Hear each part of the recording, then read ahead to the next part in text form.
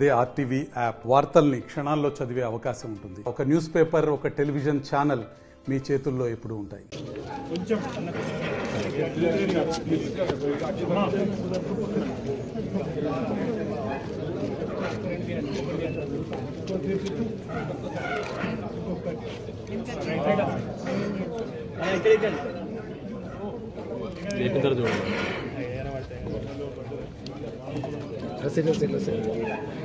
అన్నా రే కన్నా కొంచెం సెల్ పక్కన కన్నా నేనా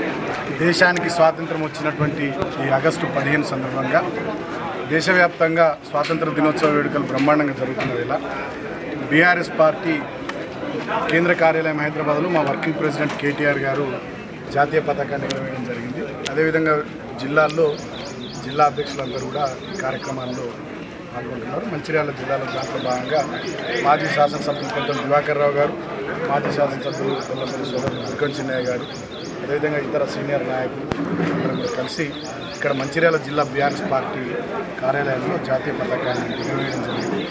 సో ఈ సందర్భంగా మహనీయుల త్యాగాలను మరొకసారి స్మరించుకుంటూ భారతదేశానికి స్వాతంత్రం రావడానికి కృషి చేసినటువంటి ఆ గొప్ప వాళ్ళ మార్గంలో భవిష్యత్తులో కూడా పయనిస్తూ తెలంగాణ ప్రాంతంలో, తెలంగాణ రాష్ట్రంలో మళ్ళీ ప్రజానీకమంతా సంతోషంగా ఉండేటట్టుగా గతంలో కేసీఆర్ గారి నాయకత్వంలో జరిగిన అభివృద్ధి సంక్షేమ ఫలాలు ఆ తీరుగానే ఈ ప్రభుత్వంలో కూడా అందరికీ అందేటట్టుగా ఈ ప్రభుత్వం ఇచ్చినటువంటి హామీలను కూడా ఎప్పటికప్పుడు ఈ ప్రభుత్వానికి గుర్తు చేస్తూ ప్రజలందరికీ మంచి జరిగేటట్టుగా, ప్రజలకు మేలు కలిగేటట్టుగా బీఆర్ఎస్ పార్టీగా మేము కృషి చేస్తాం, పనిచేస్తాం.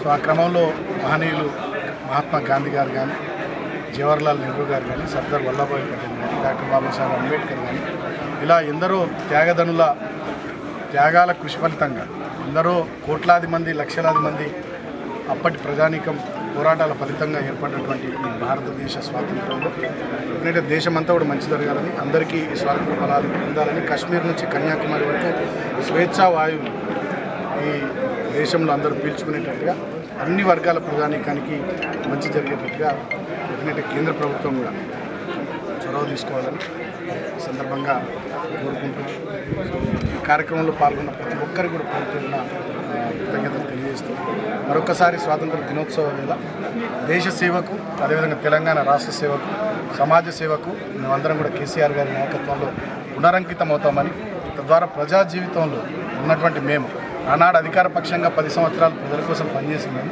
ఇవాళ ప్రధాన ప్రతిపక్షంగా ప్రజలకు ఈ ప్రభుత్వం ఇచ్చినటువంటి హామీలను, మాటల్ని గుర్తు చేస్తూ ప్రభుత్వం మీద ఒత్తిడి తీసుకొస్తూ ప్రజలకు మేలు జరిగేటట్టుగా మా వంతు పాత్రను మేము నిర్వర్తిస్తామని సందర్భంగా తెలియజేసుకుంటూ మరొకసారి అందరికీ కూడా స్వాతంత్ర దినోత్సవ శుభాకాంక్షలు. అదేవిధంగా పెద్దలు మాజీ శాసనసభ్యులు దివాకర్ రావు గారి జన్మదినం ఈరోజు. సో వారికి కూడా జన్మదిన శుభాకాంక్షలు. వారు మంచిగా ఆయురారోగ్యాలతో మంచిగా ఉండాలి. మళ్ళీ ఇదే మంచిర్యాల నుంచి మరిన్ని వీడియోస్ కోసం ఛానల్ ని సబ్స్క్రైబ్ చేయండి. లేటెస్ట్ అప్డేట్స్ కోసం వాట్సాప్ ఛానల్ ని ఫాలో చేయండి. అండ్ లింక్ డిస్క్రిప్షన్ లో ఉంది.